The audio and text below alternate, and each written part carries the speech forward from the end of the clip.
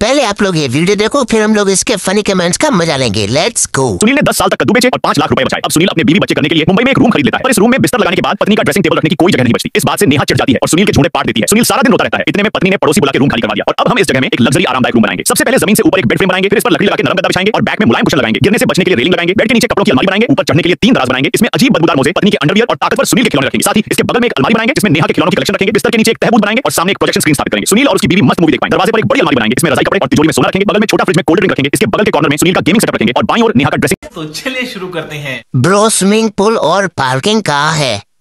तेरा बाप यहाँ छोड़कर गया था कि तेरी माँ?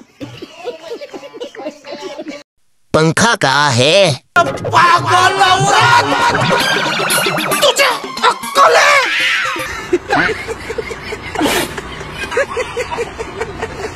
पर विंडो तो चुप गया।